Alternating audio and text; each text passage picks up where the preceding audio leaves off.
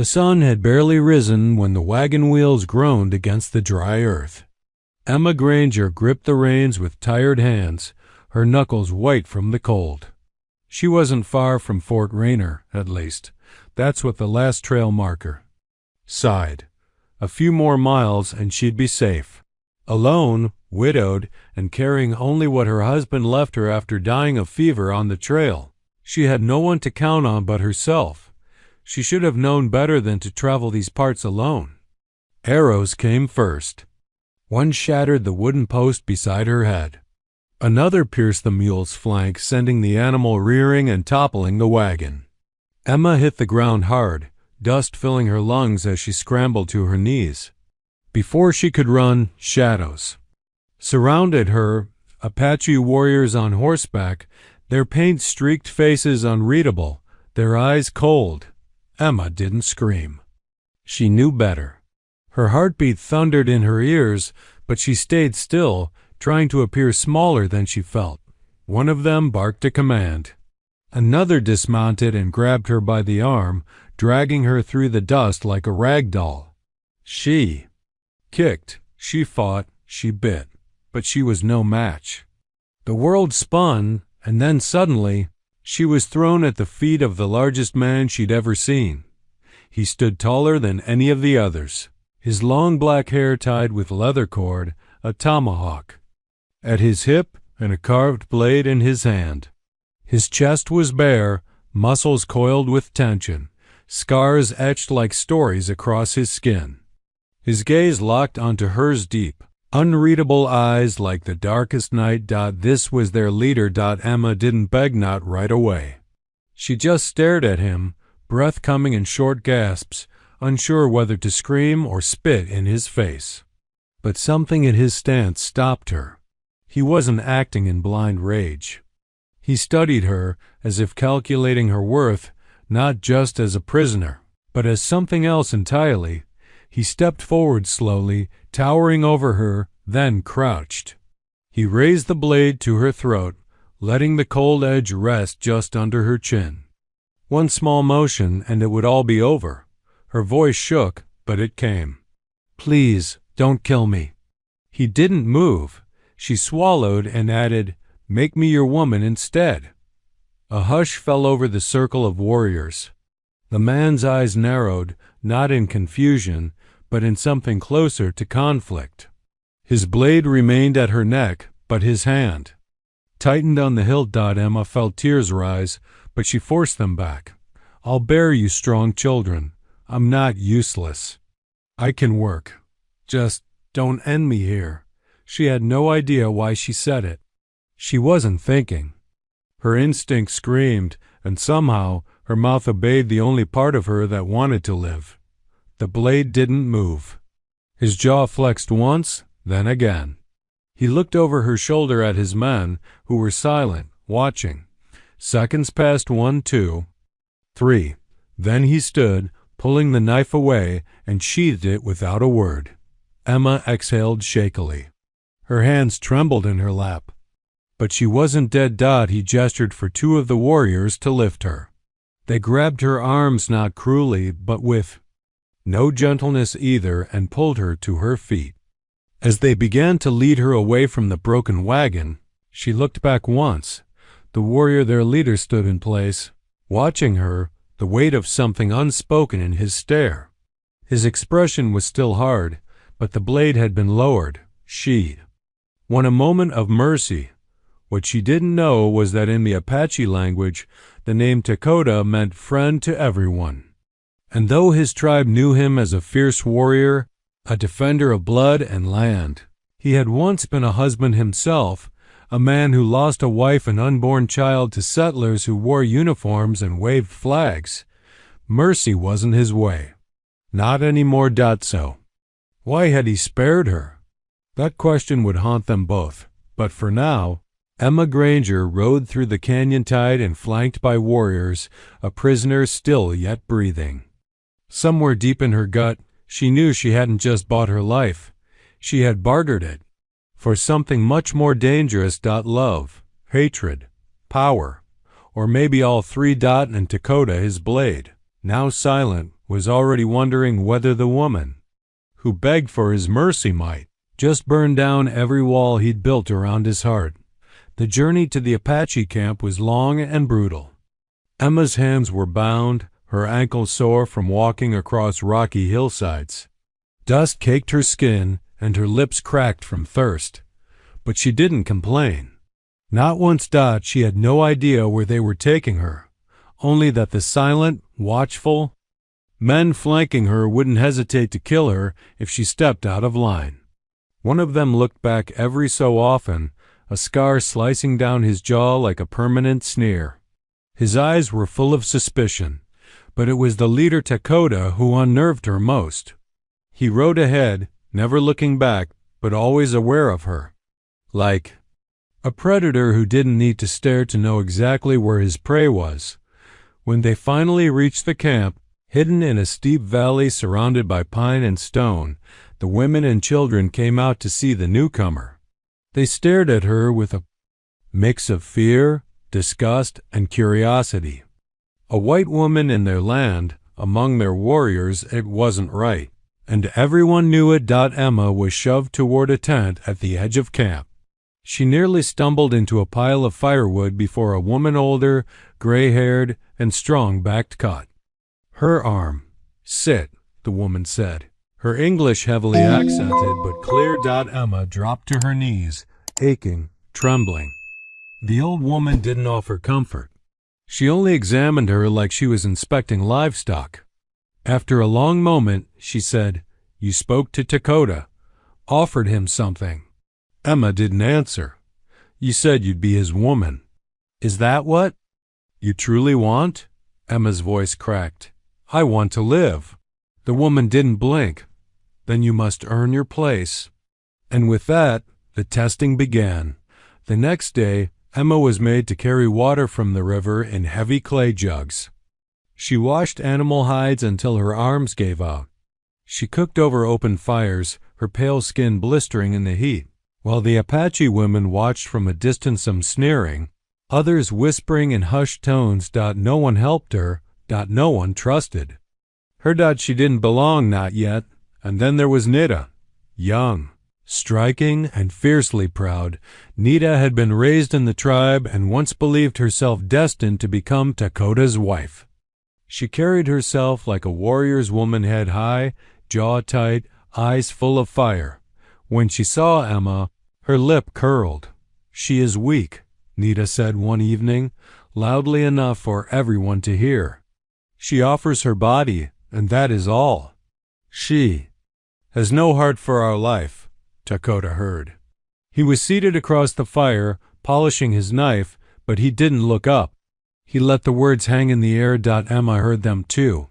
She didn't reply.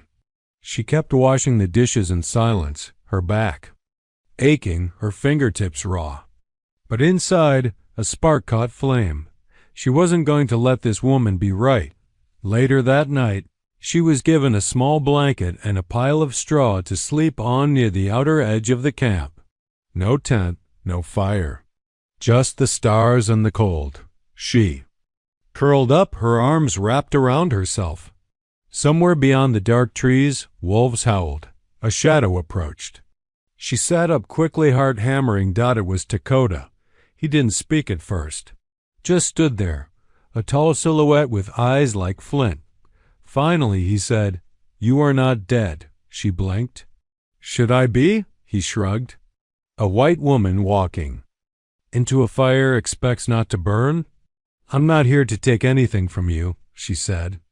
"I only wanted to live." Dakota stepped closer, and for the first time there was something in his gaze beyond cold calculation. It wasn't warmth, but curiosity. "You said you'd be mine," he said slowly. "Yet I have not touched you. I've not claimed you. Why do you still stay?" Emma sat up straighter.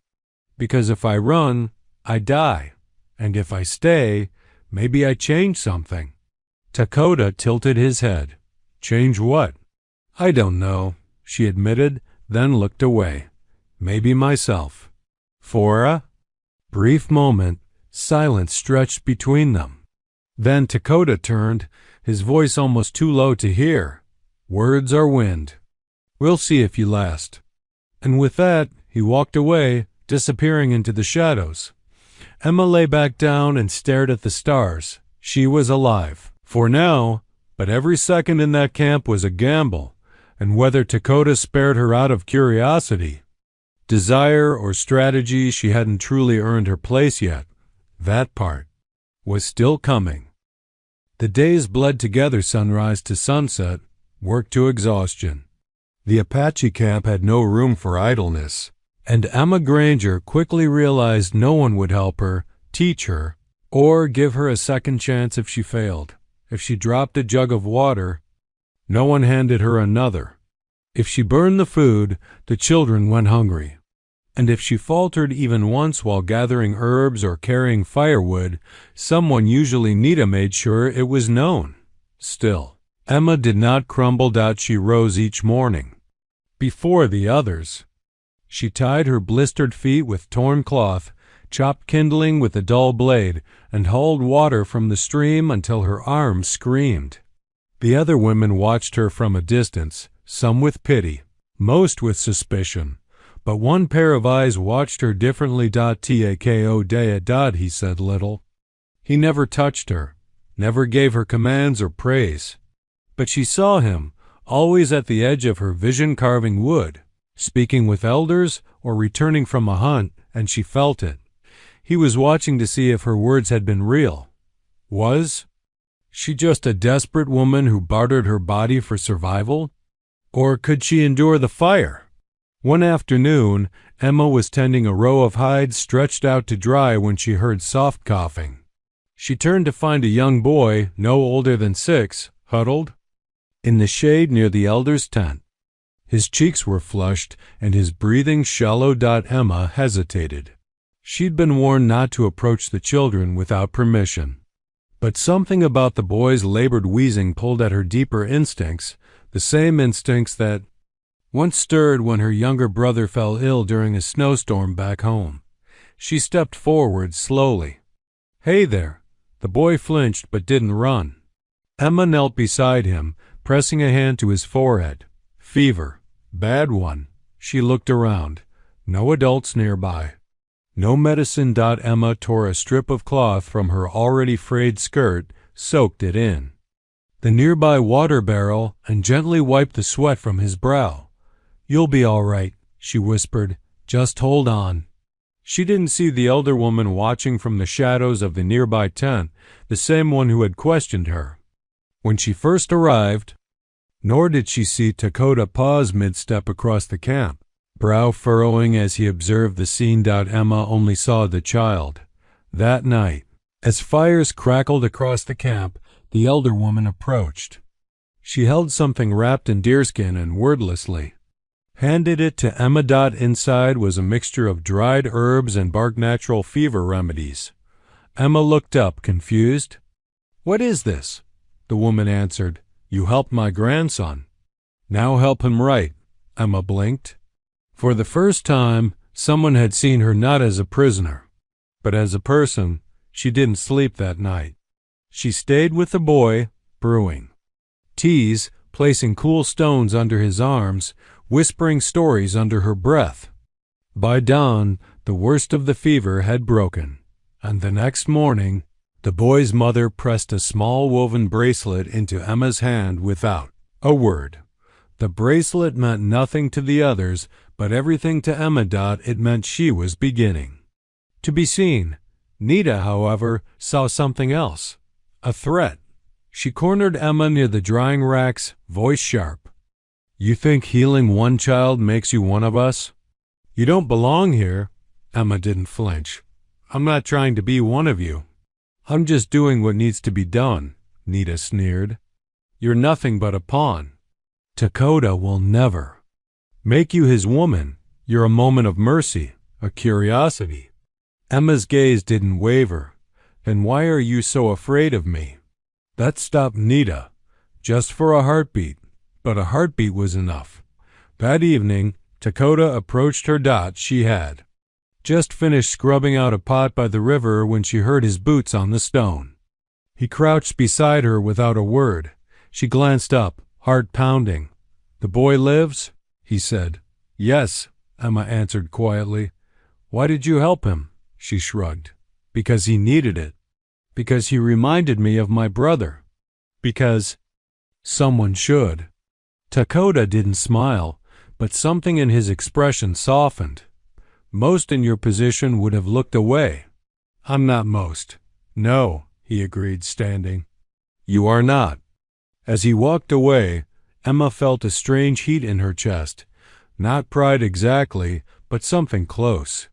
She hadn't been claimed, protected, or saved. She had earned a sliver of ground.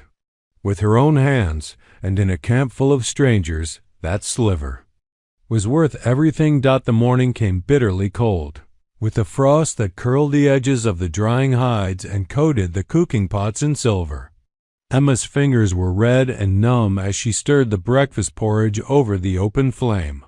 She didn't complain. She had long learned that words meant little in this camp. What mattered were actions, quiet, steady, tireless, and they hadn't gone unnoticed. Children no longer flinched when she passed. One woman even handed her a bundle of roots and nodded just once in thanks. It wasn't friendship. Not yet. But it was something. What Emma didn't realize was that every small gesture of acceptance she earned came at a cost. And someone else was keeping tally. Nita single quotes, as resentment had grown into a quiet storm. She had waited for years to be seen. By Dakota, not just as a fellow warrior, not just as a hunter's daughter, but as his rightful match. She had survived every drought, stood beside him in war councils, nursed his wounds when he returned from raids. Yet he never touched her, never looked at her the way he did now with the white woman. It made her blood boil. And so, Nita decided to act. It began subtly. The water Emma hauled from the river suddenly tasted strange, sour. Then a basket of roots she'd peeled was tossed out and declared tainted. One morning she awoke to find her blanket missing and her boots soaked. She said nothing. She knew better than to whine. But the message was clear. You don't belong here. Emma worked harder, ignoring the stares, pushing through the cold and pain. But inside she was beginning to fray. Then one afternoon, something worse happened. She had been given the task of preparing a stew for the evening meal. It was a test, one she knew carried weight. The elder woman had watched her gather the ingredients carefully, even handed her rare dried beans and wild herbs. It was going well, until the pot began to boil over. A strange bitterness filled the air. Emma tasted it, her face twisting. The stew had turned foul, bitter like spoiled meat. Panic rose in her throat. She checked everything: roots, beans, water jug. And that's when she noticed it. The water was cloudy, laced with something oily and pungent. Sabotage. She turned, scanning the faces around the fire. Nita stood nearby, arms crossed, a slight smirk on her lips. Emma met her gaze.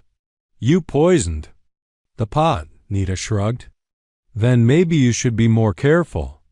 The elder woman stepped forward, her face hard. Who gave you this water? I fetched it myself, Emma said, her voice low. But someone replaced the jug. Dakota had been watching from the edge of camp.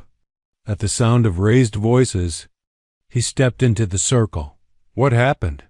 He asked. Emma looked him in the eye. The stew was ruined. Someone tampered with it. Dakota turned his gaze to Nita, who stared back defiantly. She says it was me, Nita said, raising her chin. The outsider who doesn't even know our ways now points fingers. Emma's hands curled into fists. I've done everything asked of me. I've bled for your people. I helped your children. Why are you so afraid of me? Silence fell. Dakota stepped forward slowly. His eyes lingered on the ruined stew, then on Nita's proud, rigid posture. I've known you many years, Nita, he said, and I know your strengths, but fear is not among them. Her expression flickered. Dakota turned to the elder. Give her another task, something harder. If she's to stay, let her prove it again. Emma nodded, jaw set. I will. Nita scoffed and stormed off, her braid swinging behind her like a whip, but the seed had been planted. Dakota hadn't dismissed Emma, he had defended her in front of everyone. That night, Emma was sent into the high woods to collect thorn ruta, rare plant used in medicine but hard to find and harder to dig out. It was a test of endurance and navigation, and more than one woman had failed it, but Emma didn't complain. She wrapped herself in her thin blanket, grabbed a dull digging knife, and headed into the trees alone. Each step was painful, her legs aching, her hands numb. Coyotes howled in the distance. An owl watched from a gnarled branch. She kept going for hours. When she returned, just before sunrise, her clothes torn, her knees scraped, but the pouch full of thorn roots swinging from her waist, Dakota stood waiting near the fire. You didn't. Run, he said. Emma met his gaze. I said I'd prove myself. A long silence stretched between them. Then Dakota nodded once. And you have. The next few days brought no peace, but they brought space. Space from the whispers. From Nita. Even from the constant stares. Emma was left to her tasks in relative quiet. A few women now greeted her with cautious nods. The elder woman who had once eyed her like a wild dog even allowed her to help crush herbs for salves. The boy she had cared for came by each day, offering small things. A flower, a painted feather, a half-eaten apple. He didn't speak much, but his smile meant more than any words. Still, there was one man Emma couldn't stop thinking about, and he was the one who said the least tako day. She single quotes seen him at night, sitting alone on a rocky ridge above the camp. Not with his warriors, not at the council fire. Just him, watching the stars as if waiting for something or someone that would never return. It wasn't until the third night that Emma found the courage to approach him. The firelight from the camp flickered faintly behind her as she climbed the slope. The moon was full, casting silver over the jagged earth. Dakota sat on a large flat stone, his silhouette rigid. He heard her coming but didn't turn. Emma stopped a few feet away. I didn't mean to intrude. You didn't, he said quietly. She hesitated, then sat beside him far enough to be respectful, close enough to feel the cold wind he wasn't reacting to at all. I couldn't sleep, she admitted. Dakota nodded but said nothing. She looked out over the valley, her voice soft. You come up here every night, his jaw flexed. It's the only place that still feels like mine. Emma waited. The silence between them didn't feel heavy. It felt ancient, like stone that had weathered too many storms. Finally, she asked, Were you always like this? Hard, quiet, alone? His breath came out slowly. No. She turned to him, surprised. Then what changed? Dakota's eyes were locked on the horizon. His voice, when it came, was low and raw. 5 winters ago, I had a wife. Her name was Avanasa. It means my home. She was pregnant, our first child. We lived in peace then, before the soldiers burned our village.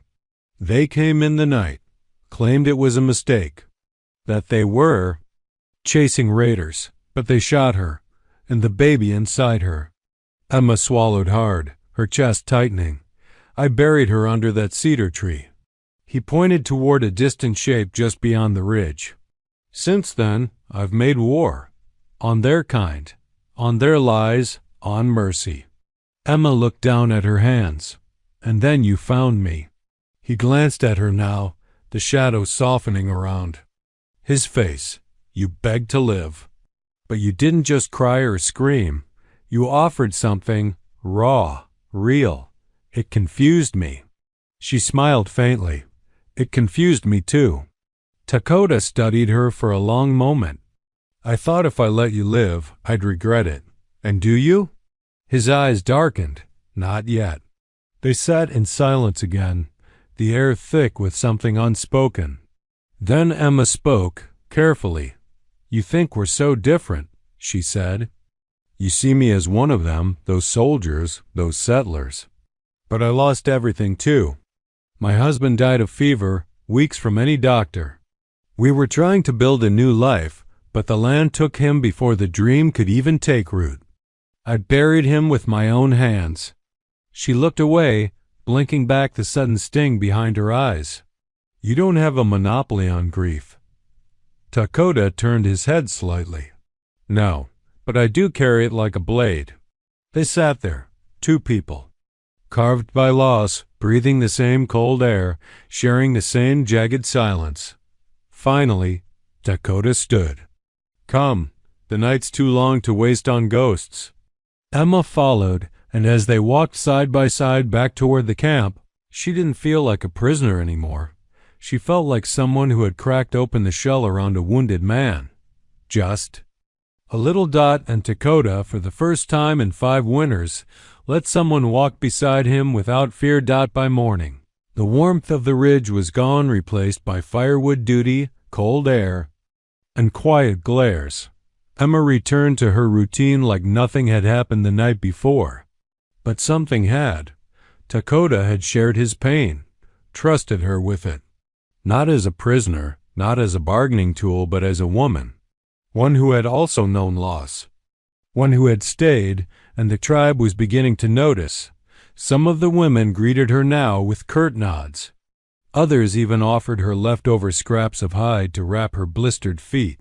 The old woman, Dakota's aunt, Emma now learned, handed her a small pouch of herbs and murmured, "For strength." But not everyone was pleased by Emma's growing acceptance. Least of all, Nita. The fire trial had once been reserved for young warriors, a brutal test of endurance, obedience, and spiritual strength. But over time, it had become something else, something symbolic. If an outsider wished to become part of the people, they had to walk through fire first. Literally and metaphorically, the trial was not often invoked, but now it was. The decision came during a council gathering. The air was tense, the men seated in a circle of stone while the women watched from the edges. Emma was called forward by Dakota himself. She stepped into the center slowly, nerves twisting like rope in her belly. Dakota's voice was steady. "You have survived in this camp. You have worked. You have helped our sick. You have spoken with respect. But not all believe that is enough." Emma's eyes flicked to Nita, who stood with arms folded, lips pursed in satisfaction. Dakota continued. "To be accepted by all, you must pass the trial of fire. It is not punishment. It is not cruelty. It is tradition." Emma nodded. "What must I do?" A few gasps echoed. Some expected begging, refusal, even fear, but not that. The trial began.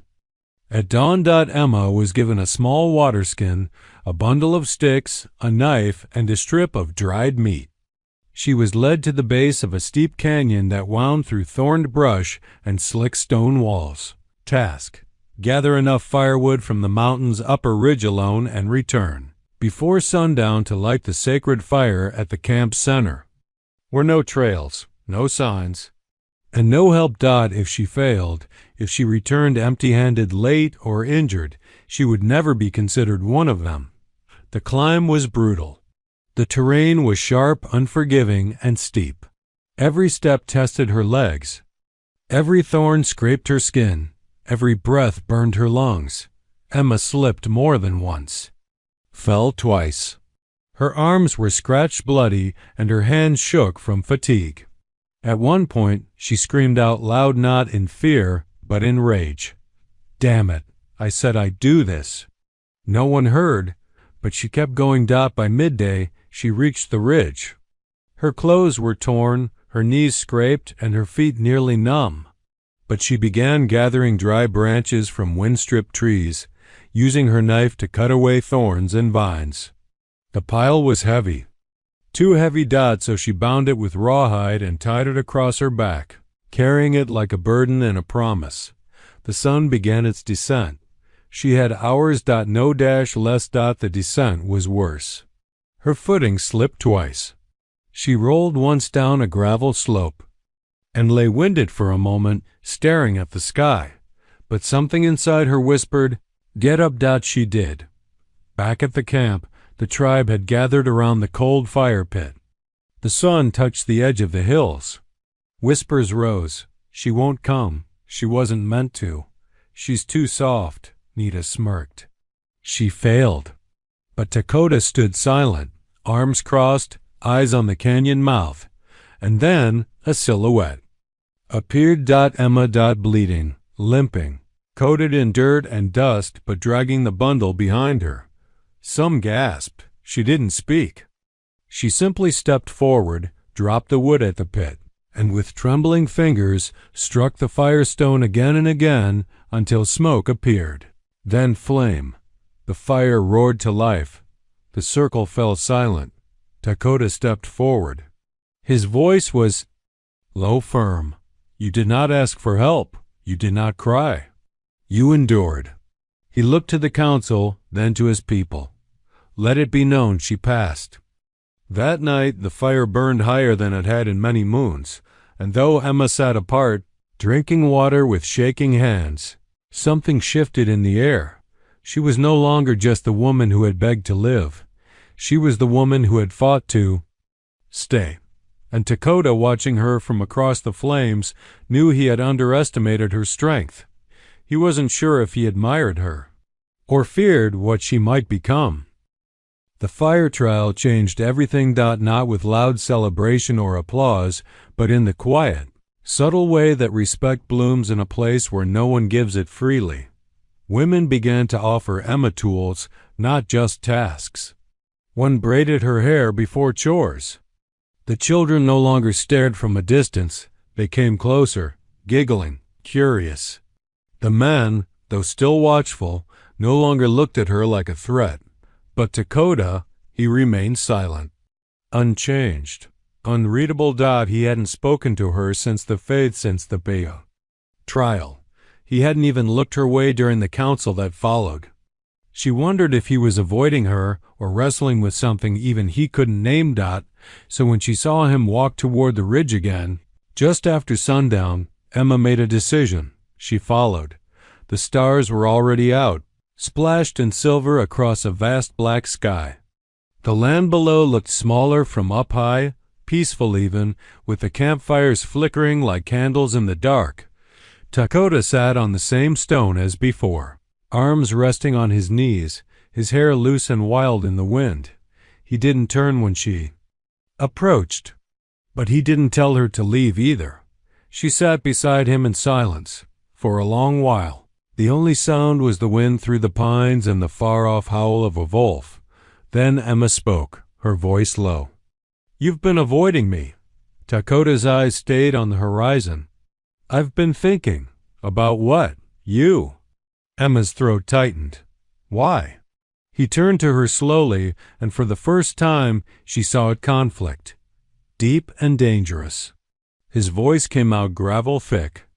"Because I never expected you to stay alive, much less become something the tribe might follow." "I didn't come here to be followed," she said. "I came here to survive." "And now?" Emma hesitated. "Now, I don't know. But I don't want to leave." Dakota studied her, eyes sharp but not cruel. "You proved your body could endure. But what about your heart?" She met his gaze. "I've lost too much to carry a fragile heart." That made him pause. She looked away. Voice softer. "I didn't just lose a husband.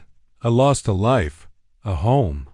Everything I thought I was going to be." Dakota exhaled through his nose. "Then we are the same." "No," she said. "You still lead. You still protect. You still have people. And yet," he murmured, "I sit here each night alone."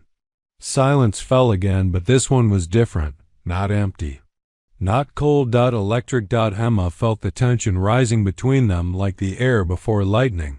Her skin prickled. Her heartbeat kicked up a notch. Dakota leaned forward, resting his elbows on his knees. The night my wife died, I promised I'd never take another. I thought it was a vow of strength. He turned to her again, and something in his expression cracked open. But when I look at you, I don't feel strong. I feel unsteady. Emma's breath caught. Then maybe you should break that vow. Dakota didn't answer with words. He reached up slowly, brushing a loose strand of hair from her cheek. His hand lingered there, rough palm against her skin. Everything about you is fire, he whispered. And I've lived too long in the cold. Emma leaned into his touch, just slightly, then let it burn.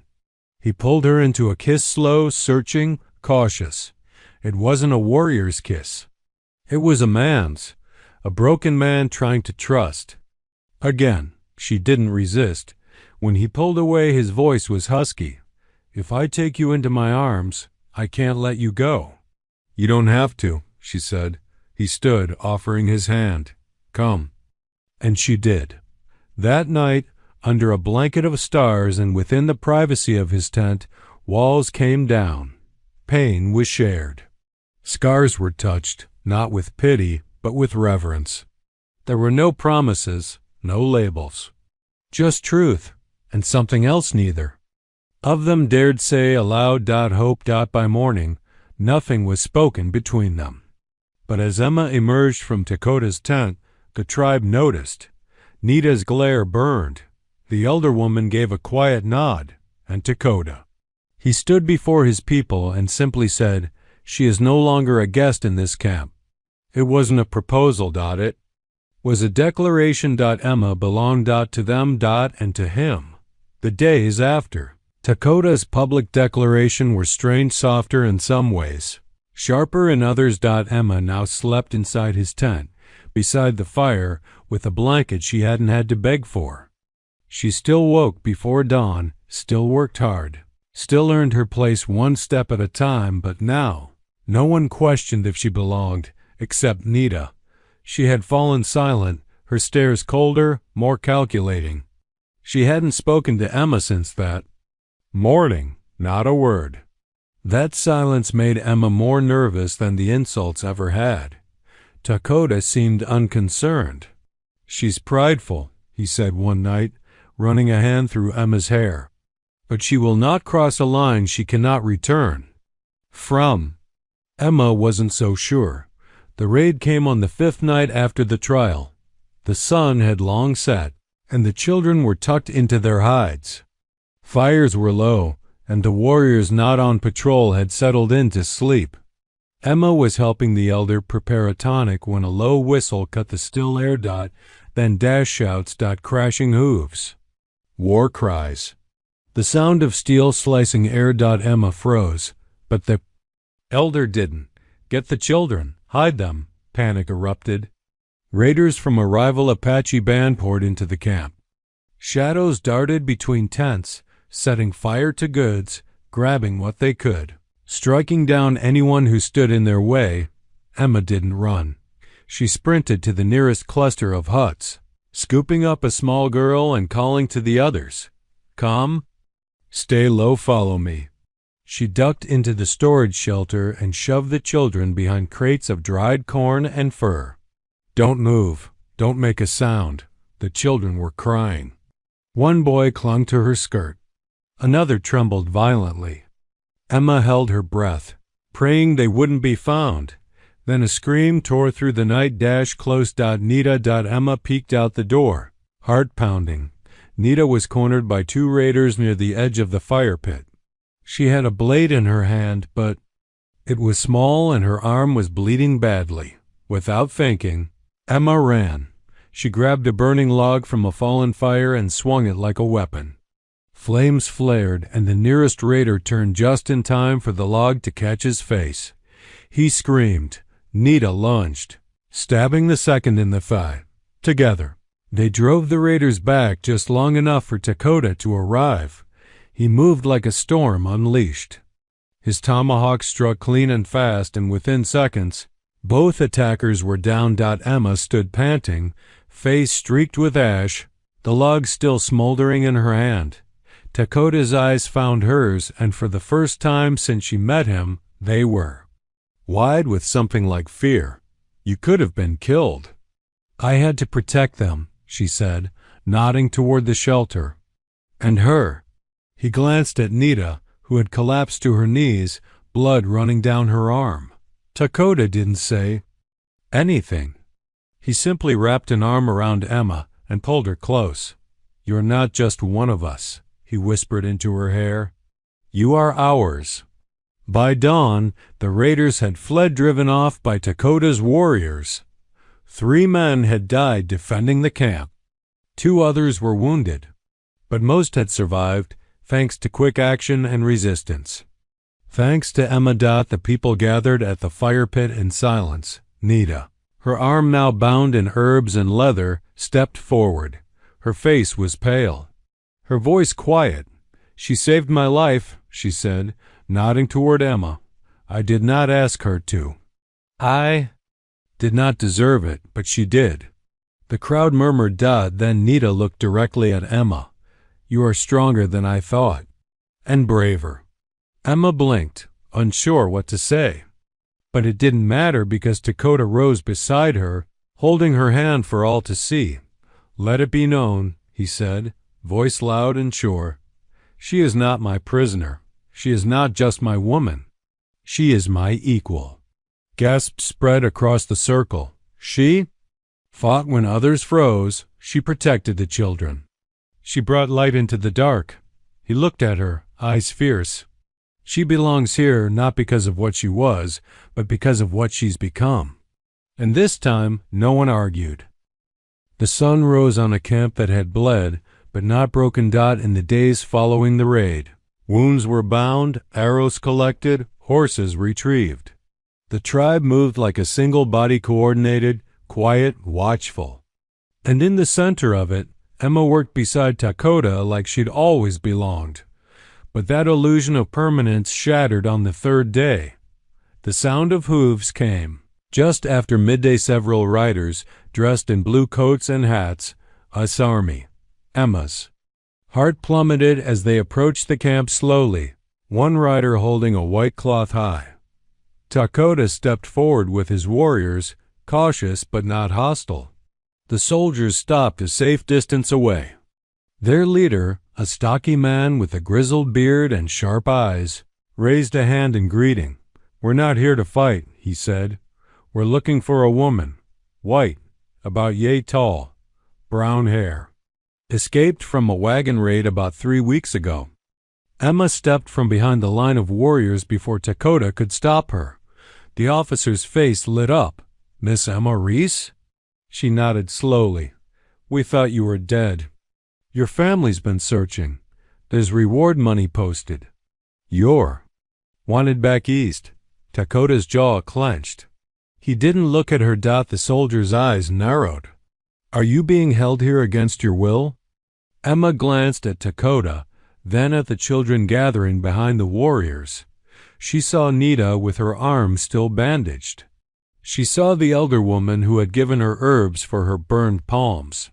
She saw the girl whose hand she'd held when the raiders came, and she saw Dakota, the man who once threatened her life, then slowly gave her his. "No," she said. "No, I'm not." The officer frowned.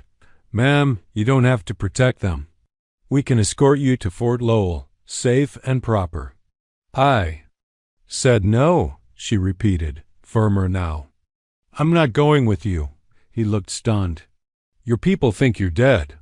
You had a home, a name, a future. I have those things now," she cut in. "They just don't look the same as before." A long silence passed. "You? Sure?" he asked. Emma nodded. "I'm sure." The soldier shook his head slowly, muttering something under his breath. "Well, it's your life, ma'am." He turned to Dakota, gave a stiff nod, then motioned to his men. "Mount up. Let's ride." The horses turned, dust kicked up. And just like that, the past rode away. That night, The fire burned low in Dakota's tent. Emma sat in silence, staring into the flickering flame, her arms wrapped around her knees. Dakota hadn't spoken much since the soldiers left. "Why didn't you try to stop me?" she asked finally. "I couldn't." His voice was quiet. "This land has taken too much from people like you. If you'd chosen to leave, I wouldn't have blamed you." "I thought I might," she admitted. "I thought I'd feel something when I saw them. Relief, hope, maybe even guilt for staying. But—" she looked at him, her eyes clear. "All I felt was distance, like that girl died in the raid. And this woman, this version of me, was born in your camp." Dakota reached across the fire, taking her hand in his. "You chose us. That means more than you know." Emma smiled faintly. "It means everything to me." They sat in silence for a while. The fire crackled low. Then Dakota asked, "Are you ready for what comes next?" She tilted her head. "What do you mean?" He looked her in the eye. "Being. Mine ... means more than sharing a tent. You'll be marked as family. You'll take on the tribe's burdens and its battles. You'll never be seen as an outsider again. But you'll never truly go back either." Emma didn't hesitate. "I don't want to go back," she said. "Not ever." The next morning, the tribe gathered again. This time not for judgment, not for grief, but for acceptance. Dakota stood before the fire, holding a piece of white clay. He painted a single streak across Emma's cheekbone, then one across his own. "Our spirits are joined," he said aloud. "Not by law, not by trade, but by trial and choice." The tribe watched in silence. Nita stepped forward. She held out a leather cord with a carved stone, a symbol worn by the women of the tribe. When they were claimed in Union, Emma reached for it, but Nita shook her head. She stepped behind Emma and tied it around her neck herself, and in that moment, Emma knew this wasn't the end of her story. It was the beginning. Weeks passed, and the desert changed with the season just as Emma had. She now wore the colors of the tribe, her hair braided and bound with leather strips. She no longer flinched at war cries, nor did she stumble through chores. She knew the ways of grinding corn, how to read the cloud shifts for weather, how to load a bow and keep a fee. Fire alive through the coldest night, but one thing still remained unfinished. Emma hadn't chosen her new name. The tribe never forced one. A name was something earned or received in a moment of clarity. It couldn't be taken lightly. And until she found hers, she was still the white woman who stayed. Dakota gave her space, never pressuring, though his eyes always watched her with silent pride. He knew she was searching for more than a name. She was waiting for a sign, something to separate her from the woman she once was. That sign came one dusky evening. In the shape of a riderless horse. It bolted into the camp blood. On its flank, a snapped arrow stuck in its side. The mare was familiar. Emma's chest tightened. It had belonged to the scout who patrolled the northern ridge. Raiders again. The alarm spread like wildfire. Dakota and his warriors readied themselves within moments. Emma reached for her knife. "And saddlebag. You're staying here," Dakota said sharply. "I'm not hiding in the dark again," she snapped. "Not this time." He hesitated, but one look at her face, at the fire behind her eyes, and he knew better than to stop her. They rode out fast, Emma behind Nita, who now rode like a devil reborn, her wounded arm finally healed. They reached the ridge by twilight. It wasn't a raid, it was an ambush. 5 of Dakota's men had been pinned down in the canyon below, wounded and cut off by rifle fire from high ground. Emma took cover behind a rock, assessing. There's no way up without being seen. Dakota cursed under his breath. Emma studied the cliffside. There's one way, she muttered, eyes narrowing at a jagged ledge snaking up the back. You'll never make it alone, Nita said. I'm small and fast, Emma replied. They won't expect me. I just need to draw their fire long enough for your men to break free. Dakota grabbed her arm. If you go up there, you might not come back. Emma looked him dead in the eye. I died once already, remember? That? Girl in the wagon? She's gone. You helped me bury her. She climbed like a shadow. Rocks slipped beneath her feet, cutting her palms. Her legs burned with every motion, but she didn't stop. At the top, she caught her breath, then crept forward. There 2 men, armed, backs turned. Laughing. Emma moved like a whisper. She threw a rock far to the right, drawing their eyes. Then another, closer. When one turned, confused, she leapt from the ledge and tackled him with a wild yell. The other reached for his rifle, but too late. Dakota's warriors had seen the distraction. Shots rang out from below, pinning the raiders down. By the time the dust settled, the canyon was theirs again. Emma stood above them, bloodied and panting, but alive. That night, around the fire, the people gathered. They had seen her fight before. They had seen her love and lead and serve. But now, they had seen her protect them not out of fear or duty, but choice. The elder stood. She held a painted stone in one hand. Tonight she is no longer the woman who begged for mercy, the elder said. She is no longer the white girl who came to us lost. She turned to Emma. Tonight, you choose who you are. Emma stood. Her voice did not shake. I was Emma Reese, daughter of bankers, promised to a man with a suit and a silver watch. She paused, looking around at the people who had become her kin. Her voice strengthened. But that woman died in the sand. She turned to Dakota. You gave me your knife, your trust, and your fire. I give you my name. She stepped forward and took the stone from the elder. I am Fire Who Rises. The tribe murmured their approval, first soft, then louder. Dakota reached out, pulled her into his arms, and whispered, You are mine. And you are you, finally, far. From the wagons and the white fences, beneath the endless sky, she was reborn. Not owned, not claimed, but chosen by herself.